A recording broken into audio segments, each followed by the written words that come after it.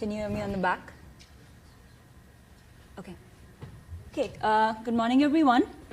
I would like to start by thanking SysMod and COSI organizers for giving me an opportunity to come here and present my work. Here are some stats, 2018 estimates for gastric cancer from American Cancer Society that suggests that stomach cancer is the third cause of cancer death globally, followed by lung and breast cancer respectively. So what's the cause of gastric cancer? One of the major causes that's known is Helicobacter pylori. This is a spiral-shaped bacterium which is found in the mucus layer of the stomach.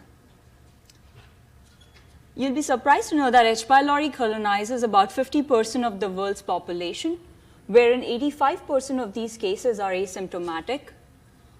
Only 15% of them acquire peptic ulcers, and within that 15%, just 2% of these cases actually progress towards gastric cancer. Due to its role in gastric cancer, the World Health Organization recommends using antibiotics to completely get rid of H. pylori. It's interesting that H. pylori has also been shown protective against asthma, obesity-induced illnesses, along with some studies that kind of argue that these results are contradictory because it's hard to reproduce the results that have been obtained. Therefore, H. pylori exhibits a dual role where it behaves as a beneficial organism in asthma or obesity-induced illnesses and a pathogenic organism when it causes gastric cancer. This is one of the problems that our labs is interested in. We want to figure out the mechanisms, specifically the immunoregulatory mechanisms that are working behind the scenes in order to make sure that a delicate balance between a regulatory and pathogenic role is maintained. The work that I'm going to discuss today was built on this experimental study, which was published in 2017, where our experimental group found out that there are certain classes of immune cells known as mononuclear phagocytes, commonly known as macrophages. These class of immune cells were shown to cooperate with HP. What that essentially means is H. pylori was basically creating a regulatory microenvironment to survive in the gastric lamina propria compartment of the stomach. So if I were to answer this question computationally, I'm specifically looking at what parameters in the system are contributing towards increased colonization of HP. The technologies that I'm employing for the same is two of them listed here. One is the ordinary differential equation-based method, which is a deterministic approach that looks at the average response of cells over time. Another approach that I'm employing is a stochastic approach, which is agent-based modeling. We are combining these two approaches and creating a hybrid model. Listed are the tools that are used for both of these modeling technologies. We are using this hybrid agent-based ODE model to model the four listed compartments of the stomach, namely lumen, epithelium, lamina propria, the place where the maximum immune response dynamics occur, and the gastric lymph node. Here is a list of the type of agents that we are considering. This includes 3 immune cell, 1 host cell, and 2 bacteria types, one being bacteria in general, where we are clubbing together the infectious and tolerogenic bacteria, and another one being H. pylori. Listed are also the different states that these agents can acquire during the simulation. So on the left is a cell designer representation of all the rules that have been implemented in this hybrid computational model. We are integrating the previously published CD4 T cell model, as well as the macrophage ODE, which was published in 2016. Here is an example of a sample simulation of this hybrid agent-based model. Currently, you're just seeing the description of a ABM simulation. So I would like to highlight your attention on the epithelial layer.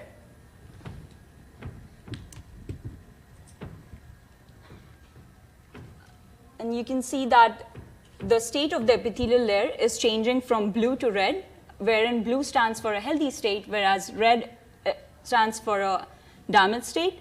So upon the introduction of HP within the lumen compartment, as time progresses, these healthy epithelial cells are going to change to damaged state.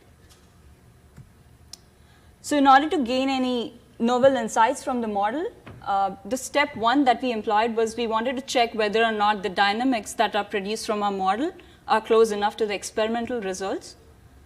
So the goal that we were trying to achieve was we wanted to check whether the specific immune cells that were found by the experimental part of the lab, whether or not they play a role or whether or not they are contributing anyhow in the computational model towards the increased in HP colonization. And the way we did that is we removed one of the regulatory gene that was responsible for the function of these macrophages from both the macrophages and T cells. And we found out that the blue group that corresponds to the removal of gene from the macrophages, the amount of HP in this group was lesser as compared to the wild type.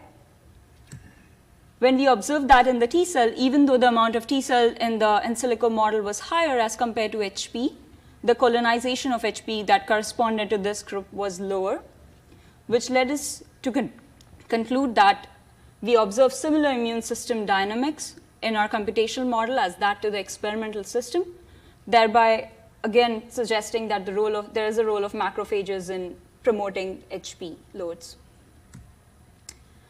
Now, in order to understand what parameters are important, we are using sensitivity analysis as the part of the standard process of modeling computational systems. One of the challenges in performing sensitivity analysis for an agent-based model is, first and foremost, the methods are not that streamlined. Secondly, it's very computationally intense procedure to perform sensitivity analysis for ABM methods. So the way we went about it was we created a surrogate model using meta-modeling based approaches. And here I'm going to just list an overview of the method. If you have any questions about the details, I can talk about it more during the question section. So the first step that we employed was we generated a unique input parameter design using Latin hypercube sampling matrix. We designed the first stage of experiments and fed that to our in silico model. 20 replicates for each of these design settings were used. The data from stage one of the design was clustered and analyzed using regression-based method, specifically the partial rank correlation coefficient analyses. The parameters that were obtained from this method are the ones that are present in star or the ones that are shown in red color. The gray ones were the ones which showed that from stage one, these parameters were not showing that much of an influence. So for the stage two of design, we maintained these gray values at a nominal level and only varied the parameters that were shown to be significant from stage one. This was again used to design the stage two of the sensitivity analysis. We ran further simulations with our in silico model. The results from stage one and stage two together was kind of used as a training data set in order to build the surrogate model. We employed stochastic kriging to do that. What's listed on the right is the diagnostic plot in order to check how good of the meta-model fitting was. We then went on and created a test data set using, again, Latin hypercube design. And this time around, we were able to generate about 10,000 unique parameter sets. These were then fed to the meta model that was built in the previous slide, as I mentioned. And we used Sobel's first order and total order sensitivity index in order to calculate or in order to analyze what parameters are showing up as important ones. I'm just highlighting a few results here. So we observed that the epithelial cell parameters were shown to have an influence over time, specifically on the H. pylori population in the lamina propria compartment. If we were to zoom in the peak of infection part of the analysis, we observed that epithelial cell proliferation and epithelial cell death parameter right here their first order and total order indices were higher as compared to the other ones. So the first order gives us an idea about how important the parameter is by itself, whereas the total order takes into account the interaction of the different parameters. In the recovery stage of infection, we observed that the epithelial cell death parameter was dominant as compared to the epithelial cell proliferation one. So overall, the results highlighted that epithelial cell proliferation had a positive effect on the loads of HP, whereas epithelial cell death parameter had a negative effect on the same. So what does this mean in the context of like the HP treatment paradigm? So these results, so currently the medical treatment is such that we are using antibiotics to completely clear off the inflammatory responses that are initiated by HP.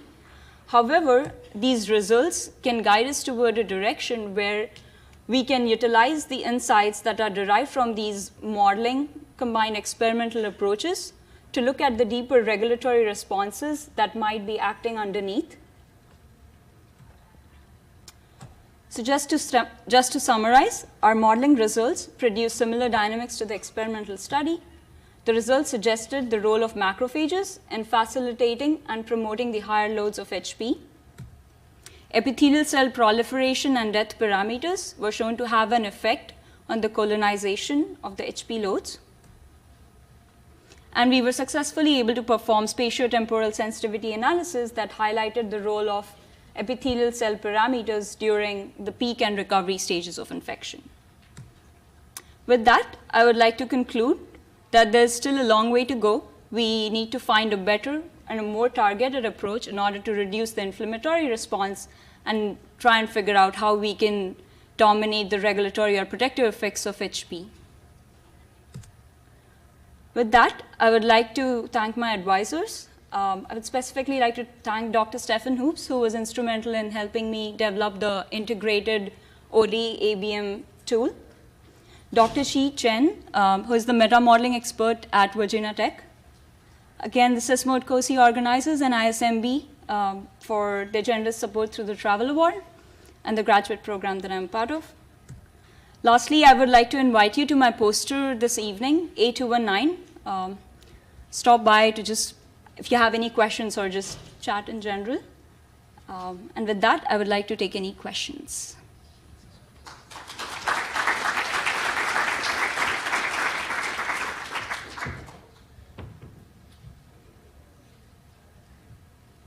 Yes.